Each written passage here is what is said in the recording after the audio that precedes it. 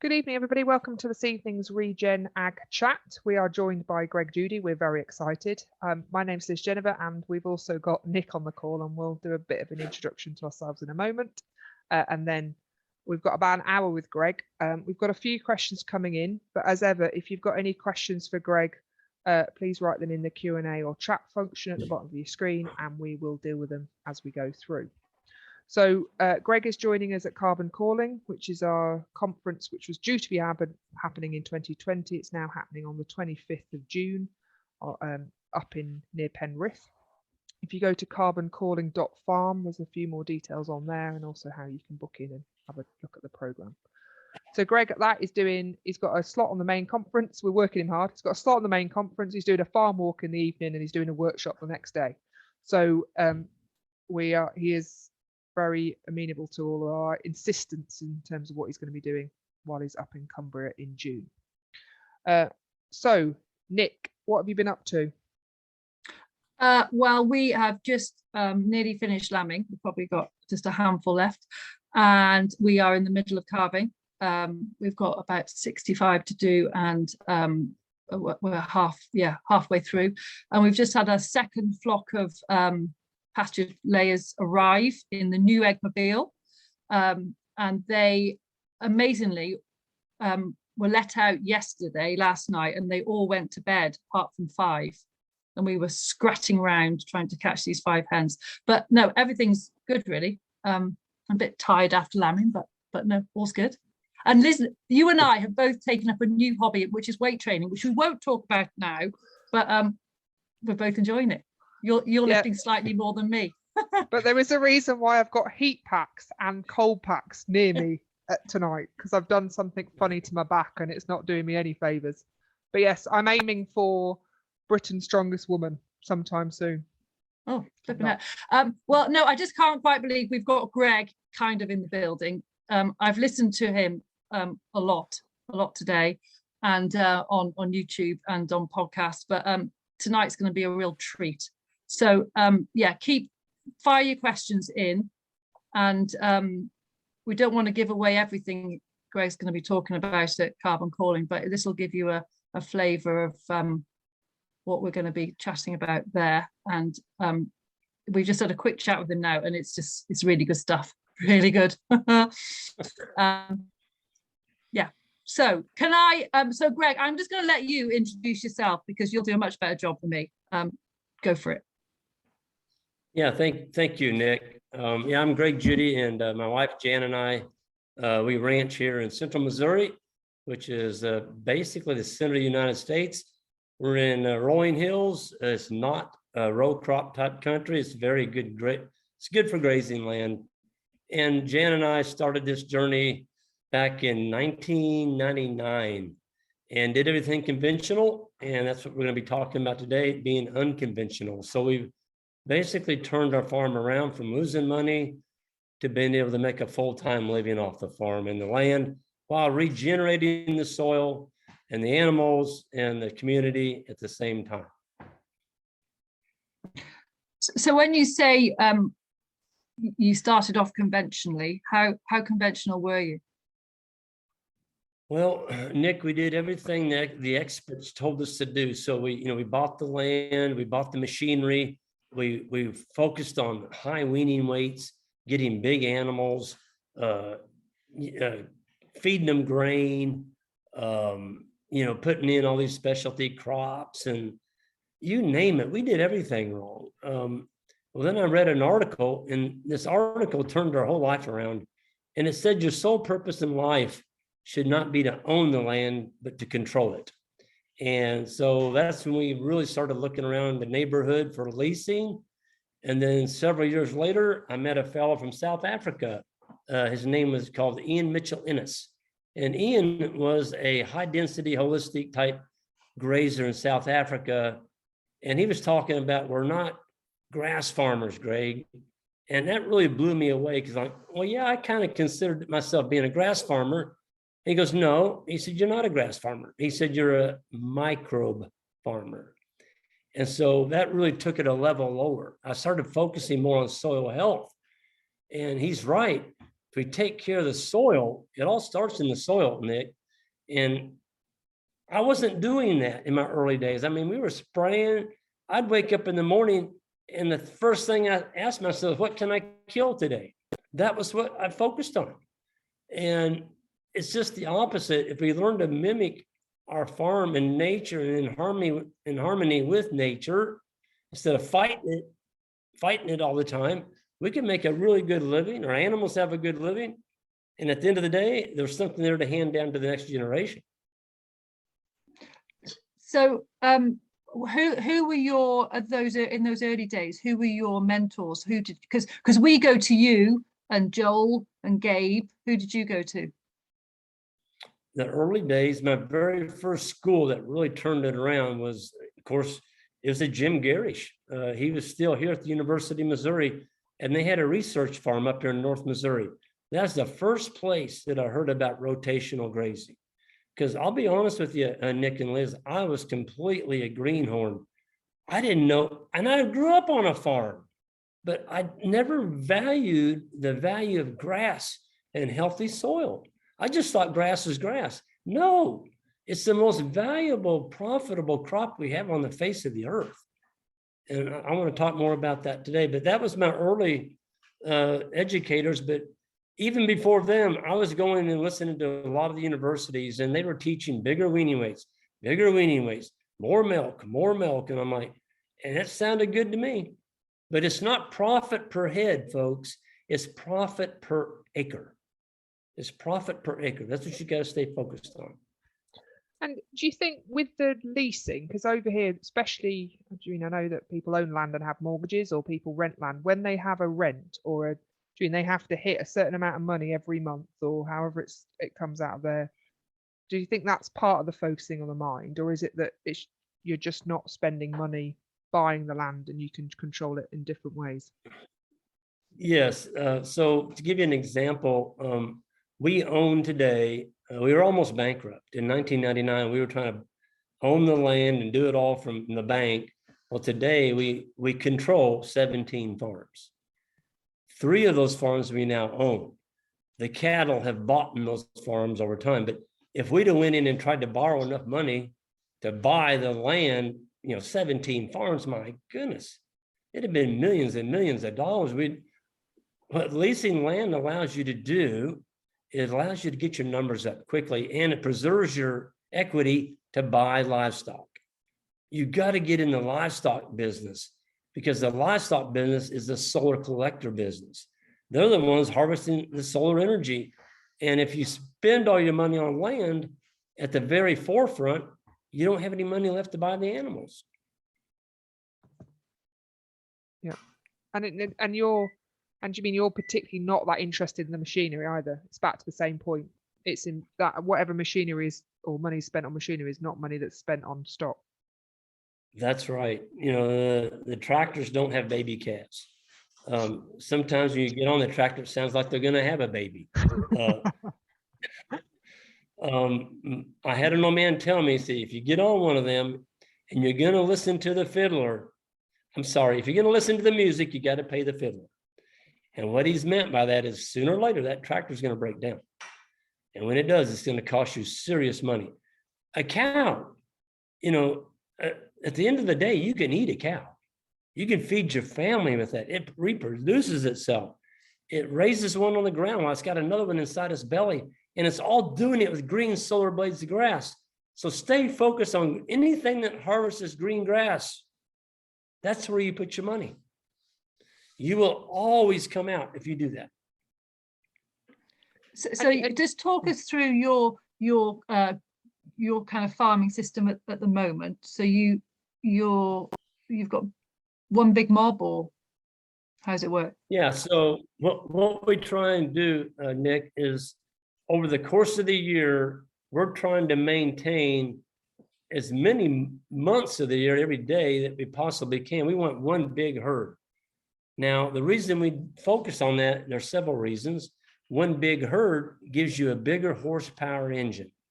And a bigger horsepower engine on the landscape means you have more manure, more urine, more animal impact. You can trample more carbon on the land and less labor because you've only got one herd to move, one water point to put out, one mineral feeder to check, one wire to move. This mob of animals, when you put them together in a large mob, there's less selection. They graze differently. The animals all of a sudden become very competitive. But there might have been an ironweed over there that they wouldn't touch earlier. You put them together in a tighter area, they eat it. Because if I don't eat it, Nick, you're going to. It's that kind of competition. And so we do that throughout the year. We even winter the cows and the bulls together. So to give you an idea, July 1st, all the bulls go back into the mob of cows. They stay with the mob clear up until March 1st. March 1st, those bulls are taken out. And the reason we take them out March 1st is because you count back 4 months. You go, well, March, April, May, June. That's 4 months. You count back to the direction. That's in the wintertime. You don't want to be calving in Missouri in December, January, February, March. It's a wreck. It's cold, there's snow, there's ice. You're going to lose 20% of your calf crop. And so don't calve. Calve when it's warm, when you got green grass and the cows can eat grass to give good milk to your calf. You know, we haven't had a single calf scour. We don't have calf scours anymore. Guess why?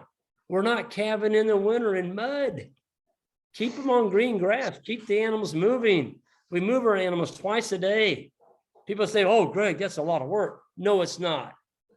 It's not a lot of work. It's not. There's temporary fencing and geared drills. It's not that much work to do. So that's our practice, is to try and keep them together. Yep. And are they, how long are they ever inside? No, we don't have a barn on our farm. So the animals are never kept inside. The sheep, most people around here will lamb in January, dead of winter, and they've got great big barns. They put the sheep in. The ewes get thin. They have, you know, it's just a wreck. They're giving them all these shots to keep them from getting sick. The best medicine, folks, for livestock, I don't care if you're dealing with sheep, goats, or cows, it's sunlight. Sunlight. Clean sunlight on green grass. It's been happening for tens of thousands, hundreds of thousands of years. That's the way animals were designed, outside. If you put them in a barn, they all get hot. They get hot, especially talking cows. When they all get hot and then they walk outside in the cold air, you're going to have pneumonia. You're going to get pneumonia. You're going to have scours in the calves. It's just a wreck. And then you got to haul that manure outside. I'm just not going to do that. So how do you, where your cows are on, or the mob is on grass all winter, is it? Or what, how do you manage the winter? Okay, so for winter stockpile, we call that. When our cows go into the wintertime, we're actually from, let's say, August, September into October, we're stockpiling all this grass. So we're letting it grow. See, we get a really nice fall growth spurt in the fall. And so we grow this grass. It's called fescue. Fescue is our main grass over here on our farm. And fescue has the unique ability, it stays green pretty much all winter long. And it maintains really good quantity and quality both. And so it can take a lot of rain. It can take snow. It can take animals walking on it.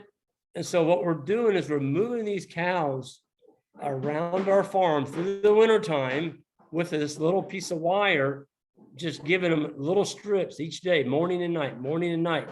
And so by constantly moving the animals around, they're not in the same place. They don't tear up your landscape. But let me tell you, Liz, the rest of the story. Our cows weigh 900 to 1,000 pounds. They don't weigh 1,800. So the bigger cows, it's going to be tougher for you to do that. So I'm going to do this. And so 1,000 pounds in kilos is 450 kilos, basically. So yours are, well, even if there's sort of 650, which is banded around as the average, so they're still 200 kilos lighter than our average, but actually our average is probably nearer 700 and something. Okay. And let's talk a little bit about animal weights, your cow weight. So I get this. Everybody says, but Greg, you need a big old cow. You need a big cow. You can't make a living with smaller cows. And my response to that is, I can graze three 1,000-pound cows on the same amount of forage as you can with two 1,500-pound cows. Just go by weight. It's the same amount of forage, but my 1,000-pound cows, I can graze. I can graze them through the winter, and they don't tear up my land. Folks, 80% of the cost of keeping a cow is encountered in the dormant season. In the winter, there's nothing growing. You got to feed them hay. No, you don't. Not if you have the right weight cows. You can continue to move those cows across your farm in the winter without destroying your pastures, but it does take management. This leads to a question I've got from Patrick from NEP. So that's a rewilding site down in the south of England. So he's keen to know about, do you use hay at all, or it's mainly stockpiled grass? Are you planning to use hay? We absolutely use hay. We buy our hay. We don't put up any hay on our farm, but we always have some insurance. I call it insurance. You need to have some hay. If you get in an ice storm, we get ice storms here that can be severe. They may last a week, and the ice will be tall enough to hold the cow up. It can be that thick. And during that period, if you don't have some insurance, you're in trouble. It's just like having insurance on your house. You hope you don't need it, but if you have a fire, you're going to wish you had it. And the same way on snow. But hay should not be the all-important thing that keeps your farm going. It's grass. But folks, we've got to learn to grow this grass. And that's what I'm going to cover at Nick's place is, the practices that we use to stockpile forage. It does take different management. And it starts in the spring. I'll just give you that little tip. I'm not going to go into it any further. The question from Pat continues, sorry, and it's framed in this: asked with the utmost respect, love him, his books and his video. However, can he truly consider his system sustainable and regenerative if it relies on other people's hay? Yep, I get that all the time, every day. And my response to that is, there's people that bale hay. And if our best that we've ever done is 8 days. We went the whole winter and we've only fed 8 days. So I guess I wouldn't be completely 100% regenerative. If it's not a closed system. In other words, I do buy some hay off the farm, and in response to that, I could back off my stocking rate, Liz, to where we probably wouldn't have to feed any hay. But when we get in an ice storm, if we get in an ice storm, I'm going to wish I had some. So yeah, I'm always going to be buying some hay. And my feeling is you can't own the equipment. There's people on the internet. Go to the YouTube. You can find people just crazy about equipment. For good haying equipment, you're going to have $100,000 to $200,000 invested in that equipment. I'm not going to do it. I'm just going to buy hay. And we can buy hay for $25 to $30 a bale. That's for a 1,200 pound net wrap bale. Why in the world would you want to own the equipment to do that? I mean, I grew up making hay. That's what I did. I worked for a hay contractor. I hate it. I hate putting up hay. I'm not going to do it anymore. So yeah. There's a couple of questions. Well, we'll keep with the stockpiling question, I suppose, as well. So what percentage, so when you start stockpiling in the fall, what area do you start to sort of almost shut up, ready for over the winter? Yeah, so Liz, I kind of led you astray there. Stockpiling actually begins with your grazing management in the springtime. It doesn't start in the fall. Our practices. Now, what we have done is by letting our plants get a little bit ahead of themselves. See, a grass plant is a little bit like a rose bush. Every time you clip it, it sends out more appendages, more leaves. And so if you're grazing correctly, starting in the spring, as you graze across your farm with a proper recovery period, your whole farm should be getting thicker and more dense as the summer goes along. So when winter gets there, we don't have one section of our farm that is stockpiled. The whole darn farm is stockpiled, and we graze through the whole farm twice in the wintertime. So, and people say, but Greg, why don't you just take it all? Take all the forage on the first pass. Well, if you do that, you're staying there too long, you're going to tear your farm up. You're going to get a rain, you're going to get a snow, you're going to get an event where the animals tear your farm up. That's the reason that you got to spread them out a little bit and move them in the wintertime, is to keep from tearing your pastures up. So the first pass across in the wintertime, the cattle are getting, you might say, the candy, the best of the stockpile. The second pass around your farm in the wintertime, they're getting what we call the candy wrapper, but you're giving them a bigger area. So they're still getting filled up, and it's better forage than any hay that we can buy. Cows are grazers. That's what they want to do.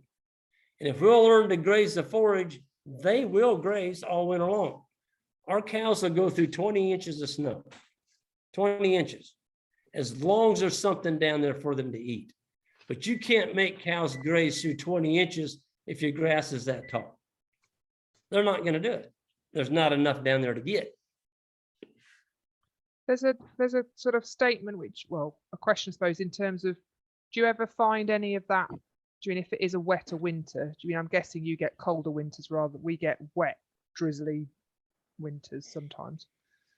So we might get some damage and it might rot. So the question is, do you get any of that sort of, I suppose it is over the winter, you'll get some dead, decaying material building up in that. Yeah, March. Some of those fields. We have, in Missouri, Liz, we have March mud month.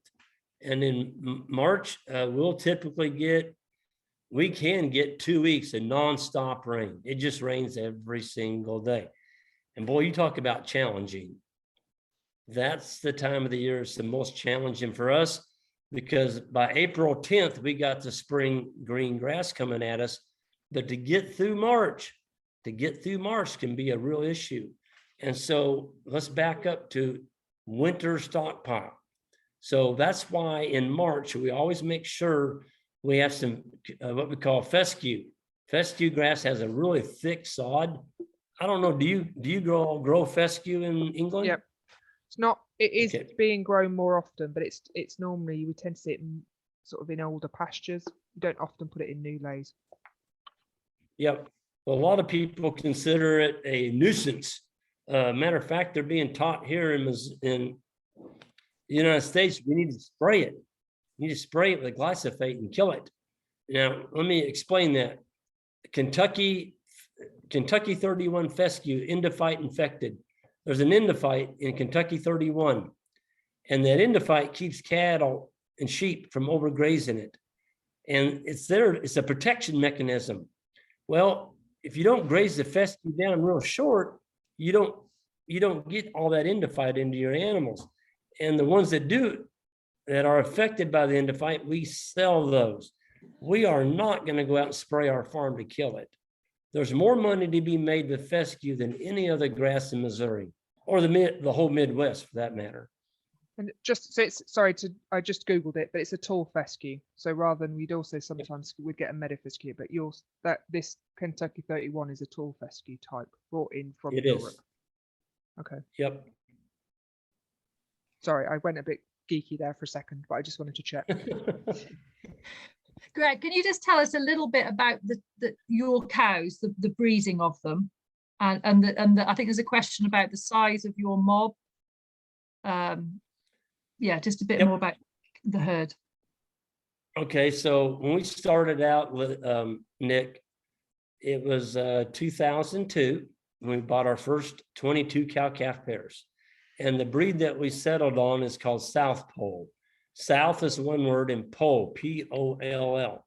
South Pole is a four-way composite breed. It's Red Angus, Hereford, Cinepole, and Barzona. Centipole breed was from the island of St. Croix. It has a lot of heat and humidity resistance. It rains 130 inches in St. Croix. So we needed something that could take humidity and heat. We get hot here in the Midwest. The Barzona is a breed that came from Arizona. Again, desert, it takes a lot of heat. And of course, the Red Angus and the Hereford, that's older breeds that have been around a while, but this breed of cattle was developed for fescue. Alabama, southern states. There's a guy down there by the name of Teddy Gentry. He developed this breed like 25, 30 years ago. And the South Pole, it's in our bylaws. We don't feed them grain. You don't feed a South Pole cow grain. It's a great way to ruin them. And it's a great way to what we call bastardize the breed. Matter of fact, it's against the law to put a South Pole in a show ring. You can't show them. It's in our bylaws. You can't show I like them. the idea of the police force coming to attack the person who does. I like you all gang That's up right. on them. So it would be. We don't want show judges telling us what direction these cattle need to go. And that's what happens. I suppose over here the similar sort of model would be stabilizers, but stabilizers would be bigger cows than the ones you're running. Yeah, I would guess. Well, I'm telling you guys, ladies, I'm saying you guys, Nick and Liz, you just can't overestimate how much it has helped us to get our cow size down. We started out with 1,400 pound South Poles. We're down to 900 to 1,000 pound South Poles. And we're just knocking it out of the park. Absolutely knocking it out of the park. When it rains. What's 900 pounds in kilos? Is that Wait about a minute. 4? I've got a converter up. 1 second. 900 pounds in kilos is 410 kilos. See, we'd think normal mentality would be tiny, but I totally with you. Yeah. I get that, Nick. I mean, we were in Germany 3 years ago before I did the groundswell tour in England. We went to Germany. I couldn't believe the size of cattle over there. I mean, I couldn't see over the top of their backs. And these people were going broke. They weren't making any money on those cows. They were too big. They couldn't. Folks, 1,000 pound cow will always wean a higher percentage of your body weight. And for every 100 pounds that you go up in weight over 1,000, you lose 2% fertility. So to go from 1,000 to 1,500, take 5 times 2, you've lost 10% of your fertility on your cow herd to rebreed. Take one through the winter. Take one through the winter that weighs 1,500 pounds. Take one through the winter that weighs 1,000 pounds. I promise you that 1,000 pound cow will be fatter at the end of the winter than that 1,500 pound cow will on forage alone. That's what we're talking about today. I'm not talking about putting silage in or grain, forage. So the question and the reason why we love a big cow is we also, well, not so much now, but we like a big carcass. So what weight would your finished or growing animals be sold at? 1,000 to 1,100 pounds. So, yep. Which is 1,000. I don't know why I keep doing it. 400 to 500. 500 kilo type animals. Yep. Perfect size. Yep. How many housewives want to put a ribeye in the skillet that big around? In Missouri, I mean, in the United States, it won't even fit in a skillet. I've got a breeder down the road. He's bragging about 20-inch ribeyes. You can't put that in a skillet. Barbecue, it doesn't make. But I agree, not on a. Anyway, so yeah. So I know I'm challenging a lot of paradigms, but that's what you got me on here for. No, and a lot of the challenge we have is that people are trying to adjust mature size within a breed, and actually, it becomes quite a difficult thing to do. And what people tend to move towards is a breed substitution. They basically get rid of one and bring in another. So it's, but and there are some breeds over here that are similar in weight to yourselves? Probably not quite as small, but do you mean the Ling would be one, and there's others that are coming up in terms of focusing really on those more, I suppose, smaller mature sizes? But yeah, it's the how quickly we can shift the mature size down. We know it's possible, but it's the incentive isn't here yet. Yeah, well, the incentive in the United States for $10 bushel corn and $6 gallon diesel and $2,000 a ton for fertilizer is changing, and it's going to put a lot of cattlemen out of business. I can tell you that, because there wasn't anybody. I would say 70% of the cattle in the United States are losing money with the old ways. Today, they're getting murdered. They're absolutely getting murdered. They're selling their cows because they know they can't make any money now. So, yeah, we're still in the caps this year. It's not affecting us because we're not buying fertilizer, all this equipment, and our cows can go through the winter without a lot of inputs. So just a couple more just on the cow weight. So how do you mean, you said you went from 1,400 pounds to 900 pounds? Basically you just kept killing or selling the big cows? What was your strategy for doing that? The strategy, Liz, was getting the smaller frame bulls. And I was very, very fortunate. I happened on to a South Pole bull at 5 years of age. He only weighed 12 to 1,300 pounds. And I kept that bull. And I kept line breeding him back to his daughters and his granddaughters and his great granddaughters. And all I got was the perfect cow. So I've got fine, dense bones now on my cows and the bulls. I've got a big gut. You got to have a big gut on your cows to hold all the grass. And I learned to hate air under the belly of a cow. The longer legs you have on your animals, the more air you can see under the belly, the higher maintenance they are. You're not going to make any money.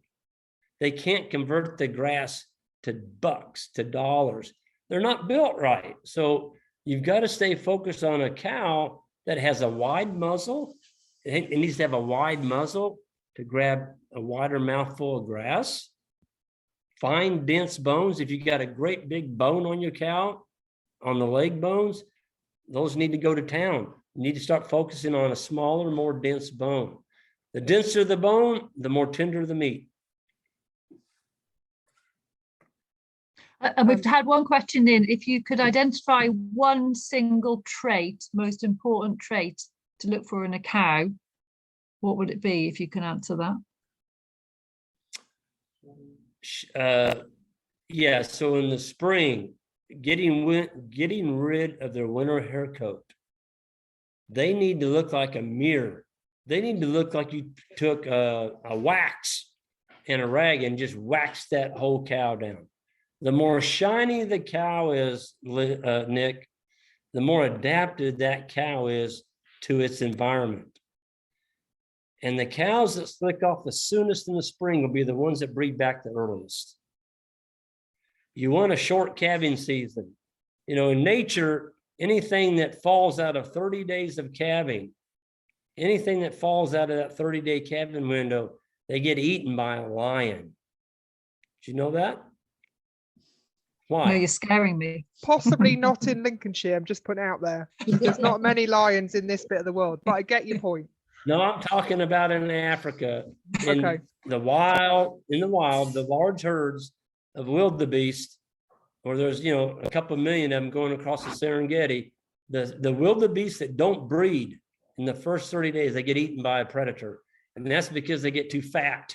They get too fat. They don't stick, and then they just keep putting on weight.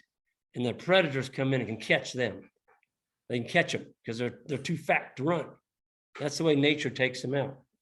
So the old spindly ones that lose weight, of course, they get eaten by a predator. But the big fat ones, nature is very cruel. She kills you. She just kills you. You know, if you can't eat the forage out there on the landscape, she just kills you. And us as humans, we keep them alive. You know, we baby them and we put all this medicine in them and all this feed. And in nature, some of these animals wouldn't even be here today. So just checking, Greg, because I'm worried about our cows' coats. When do they need to lose them by? When do they need to be silky smooth? So to give you an example, here in Missouri, we just now hit 80 degrees, 85. With about 2 to 3 weeks of warm summer weather, that winter hair coat should be gone. And if it's not, if the winter hair coat is not gone, there's several things happening.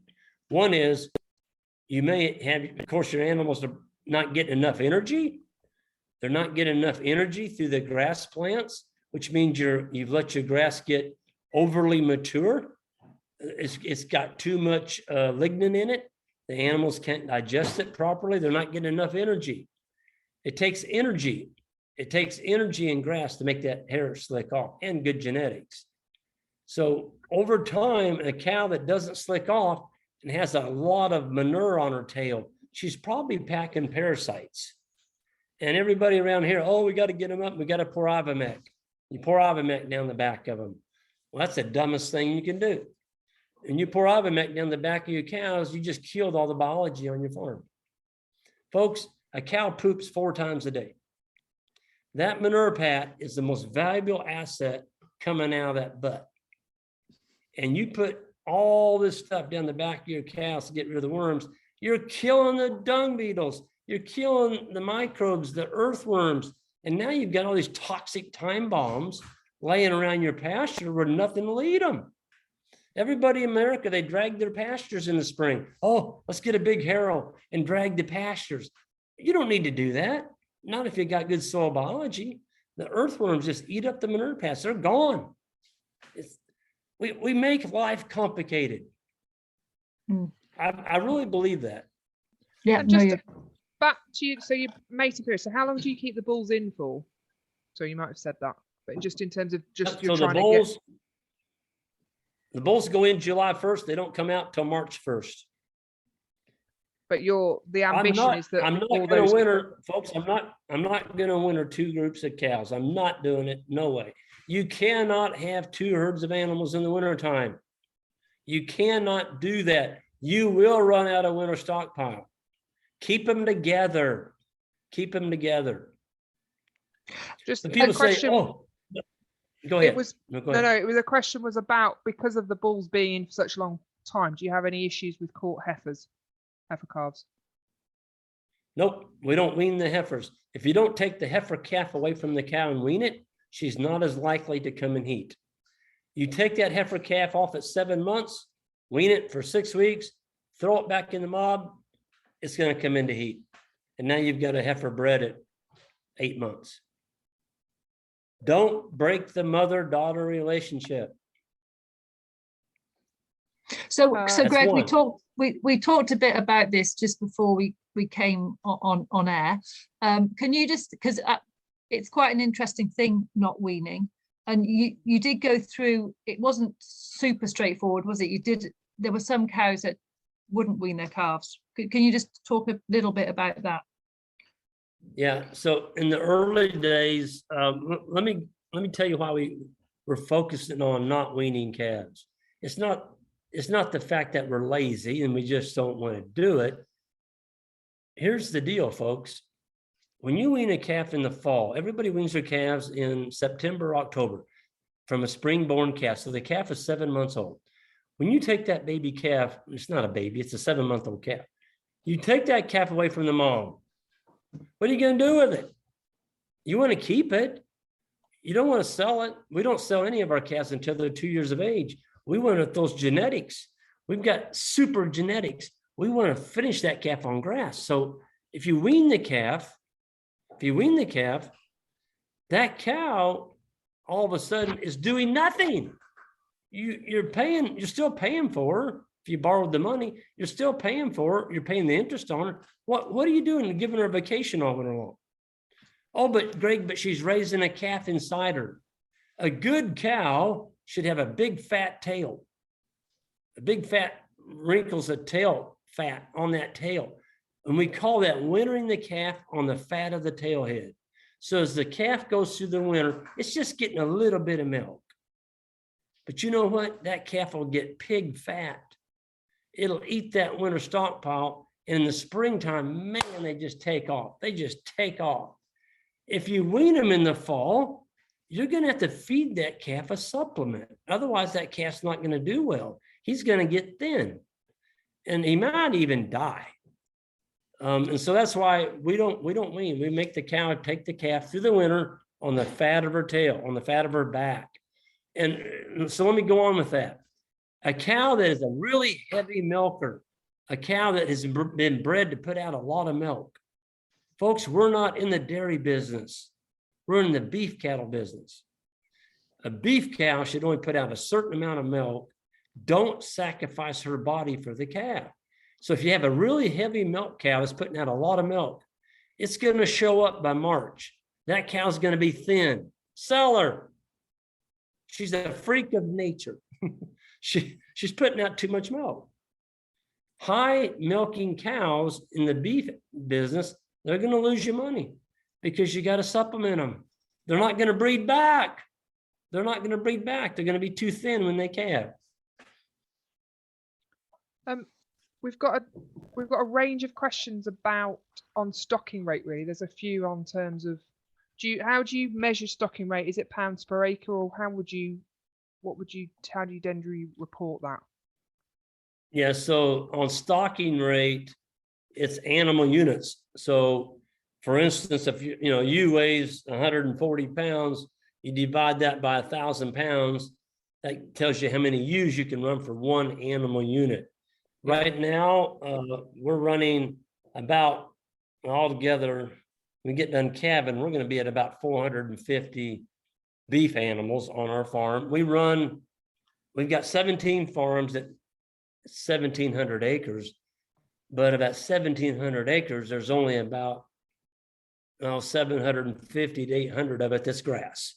The rest is all timber and brush. So we're stocked at about 2 acres per animal unit. That's what our stocking rate is. Okay.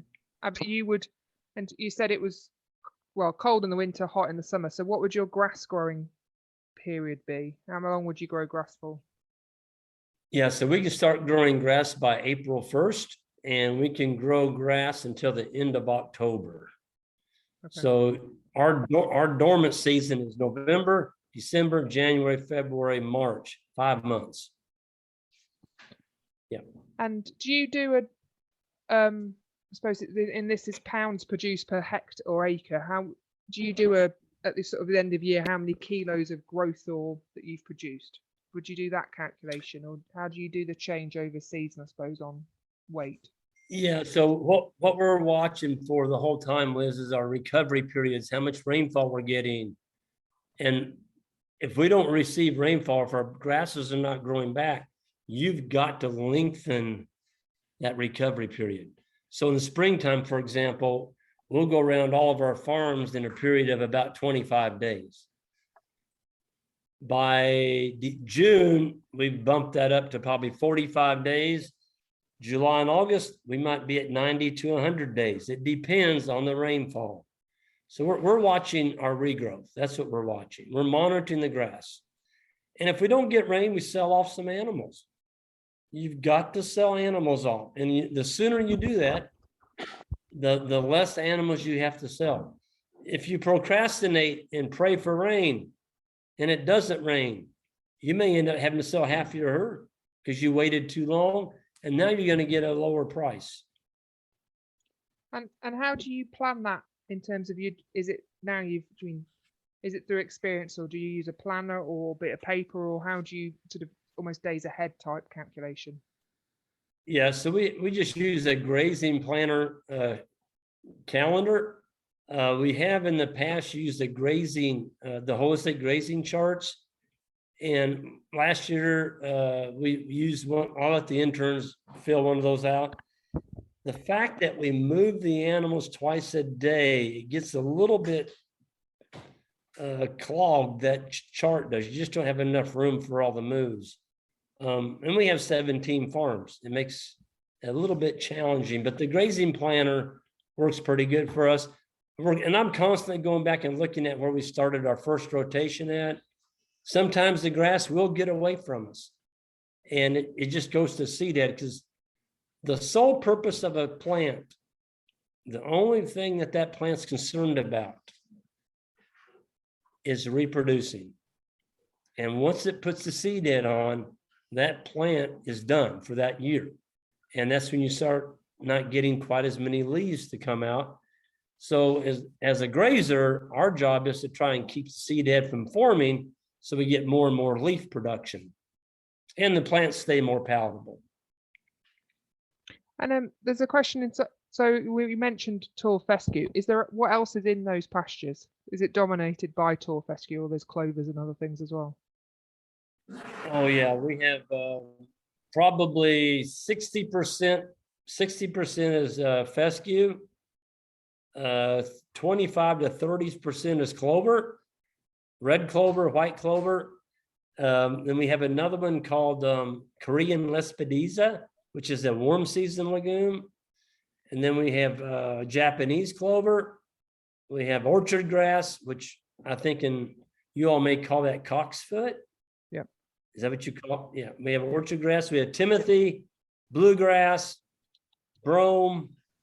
And then we have the warm season grasses. We have eastern gammon grass, big blue stem, Indian grass.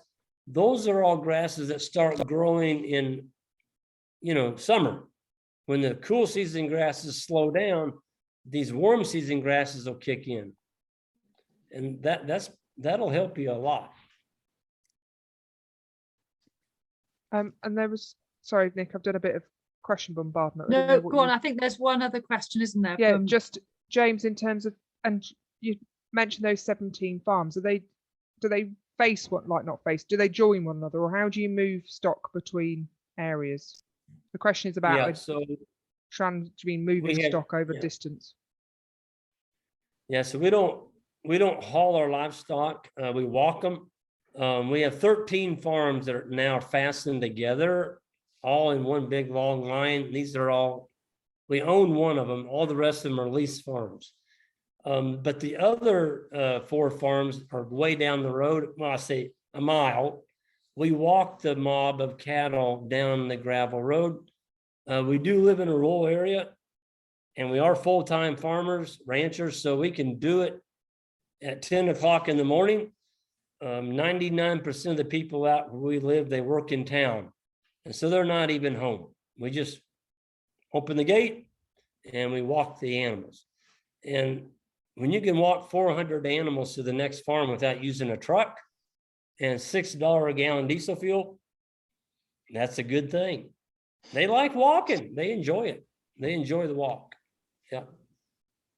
And I'm guessing, and so I know Pat in Netpill, at NEP, they've been using some of the sort of techniques from the American ranching systems in terms of moving cattle and learning how to move cattle. So yeah, those sort of techniques could be useful as well. Yeah. When you move your animals every day or twice a day or every 2 days, they get used to seeing you and they're happy. They know they're going to green grass.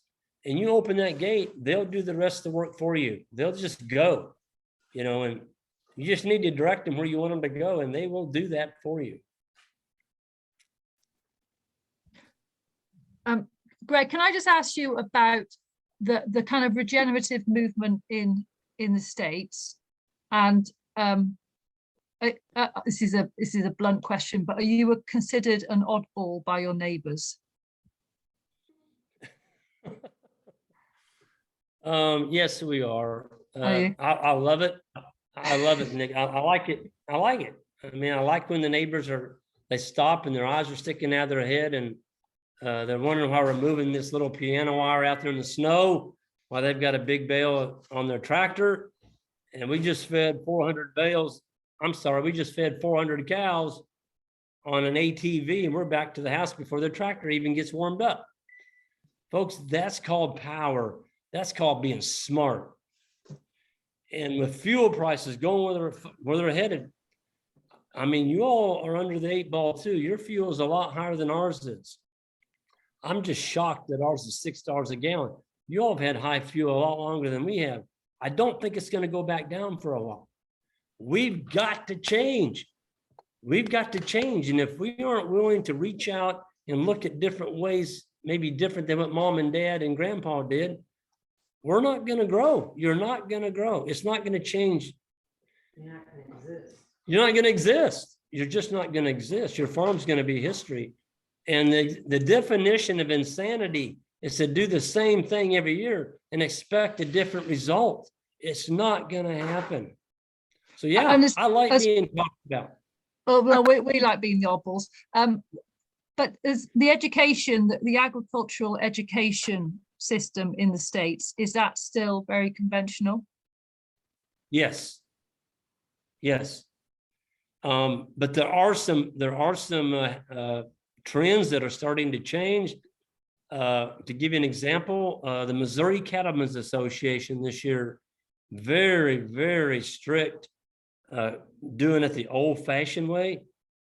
They called me up and asked me to be their keynote speaker this year. And I did. I went. And at first I was like, no, you all the ones been beating me up for the last 20 years. That's that oddball doing that grass-fed stuff. But I'm like, no, I couldn't have that attitude. And now, matter of fact, next Friday, they're coming out here. A group of them are. They want to see our farm now. So you've got to build bridges. Even if they're doing things different, don't push them aside. Grab them by the hand, bring them onto your farm, and show them what you're doing. But you can't make them mad. If you make them mad, they're going to go away stomping and saying, you're not going to change them. You got to explain why you're doing what you're doing, and then just let them go home and think about it. Yep. I've got a question from Will about sheep, because we haven't really talked about anything. I don't mean that was sounded critical. Yeah. We've talked a lot about beef cattle, but you've also got sheep. I'm just. We'll ignore her. She's a Wi-Fi's gone funny. But just briefly, in terms of, are you running sheep on a similar system to your cattle? We are. We're running hair sheep, the St. Croix. It's a breed called St. Croix. St. Croix sires on Todd and Cross ewes. And so our sheep are raised for meat. The hair, there is no market now in the United States for wool. And so, 25% of what a sheep eats goes to grow wool that we got to pay somebody to shear off and throw it in the landfill or let it decompose. And so hair sheep have taken over the United States. I mean, every sheep sale you go to now in the Midwest, there's no wool sheep left. It's all hair sheep. And matter of fact, it's one of the hottest markets there is now in the United States. Sheep and goat sales are just through the roof. And people go, what's causing that? Well, these homesteaders that are buying 20, 30, 40 acres, instead of buying a 1,000-pound cow and running 3 or 4 cows, they can run 20 sheep. And the sheep that we run are rotated every 2 days. We've got them broke to hot wire. And so our animals are rotated just like the cows, except for every half a day, they get moved every 2 days. Our sheep do have guardian dogs with them. We have a lot of predators out here, but we've got our sheep now broke to one single hot wire. And it's working great. We don't worm, we don't vaccinate, we don't wean, we don't trim hooves, we don't shear them. We don't assist them in lambing. We don't even go, we've been in lambing season for 2 weeks now. I haven't stepped in the pasture except to roll wire up. We don't mess with them. I don't even go amongst the ewes when they're lambing, just leave them alone. Yep, that's what we do. And it's working great. And we've got about 5 minutes left. So there's just, it was a question, Nick, as well. Just fly control, parasite control. I know they're different things. So let's question about fly control first, I suppose. Yes, so fly control. We do have up 450 tree swallow houses. They're birds. These tree swallows, an adult pair will eat 8,000 flies a day. Those are the flies that are sucking the blood out of your cows. Also, barn swallows. Barn swallows are another good one. They eat a lot of flies. Folks, I can't overemphasize the importance of moving animals and having slick slick-hided, oily. When you reach out and touch the back of your cow, run your hand down the top of the back of the cow. It should come back oil covered. Flies don't like landing on oily surfaces because their feet get stuck. And when the tail comes around to swat at them, they can't fly off. So the flies will always attack a cow that has a lot of dry hair on her. It's one of those cows that didn't shed off in the springtime. We call those fly magnets. They're bringing all the flies in, and that cow's sending out a smell. Kill me, kill me. That's what that cow's saying. And the flies are more than willing to do that. The oily, slick-hided cows, you're not going to see any flies on them. But by moving your cows all the time, when a fly hatches out of a cow manure pie, it only travels about 100 yards from where it was born. So by moving, you're outrunning a lot of that fly load. Keep those cows moving. Leave the fly load behind. That's what the buffalo did on the prairies for tens of thousands of years. Pooped and peed and they moved forward. We do the same thing. And to confirm, we said earlier, which is you don't treat for any internal parasites. That's part of, it's your selection criteria is that those animals, both cattle and sheep, are resistant. Liz, that's a great question. And why don't we do that? It's not because we're lazy. It's because we've let the cows build up genetic resistance. If every time I got a sniffle and I went and got an antibiotic, ate some antibiotic every time I got a sniffle, pretty soon it wouldn't do me any good. If I got major sick, the antibiotic's not going to do me any good. It's the same way on a cow. Let them build up some resistance, okay? Don't let your animals graze the grass short. The parasites live down the bottom part of the grass. So when the cows graze too short, or the sheep, they're ingesting a lot of parasites. So in the last 3 minutes, I know it's been a slightly shorter one than normal, but it's like this has now built my excitement up a bit too much now. I'm not sure how I'm going to cope with the next 45 days. We're still getting questions in. Nick, do you have any final things you want to ask Greg? Because we've got to let him go. He's got something else to do at 1:30. No, I did want to ask. Oh, is my finger? Yeah, Am I there? fine. Am I here? Yep. I did want to ask you about the triangle of death, but we'll save that to carbon calling. Well, there's loads I want to ask you, Greg, but I think this has just been fantastic, and yeah, I'm looking forward to seeing you in Cumbria. Yes, thank you. I'm looking forward to meeting you all as well. It'd be great. Liz, have we got 2 minutes for these last questions or not? Possibly. So I just so one is quickly, why is there no market for wool in the US? Why is there no market for wool in the US? The United States government removed the wool subsidy 30 years ago, and wool prices just collapsed. And synthetic. Look at synthetic. You can buy everything synthetic today. There's just hardly any wool garments around anymore. I personally love wool. I'd rather wear wool than I would a synthetic. But yeah, there's just nobody raising wool sheep anymore. Nobody shears. There's no shears over here. Nobody shears sheep anymore. There's a quick fire, another one, which is, do the butchers like the carcasses of your animals? Repeat that question. Sorry, that was a bit too quick. Do the butchers or your processors like the carcasses? Have they been selected for carcass quality as well, or is it the grass-fed story that people particularly like at the moment? Yeah, I mean, it comes down to if you can raise an animal on forage alone without GMO corn being ingested in that animal, you have a really good market for that beef. And it's becoming more and more known that the more we feed animals grain, it does upset the biology and the pH in their gut. A ruminant has the pH of 7. The minute you put corn in there, it turns this gut acidic, and that's why we're getting E. coli. But our butcher likes to butcher our cattle.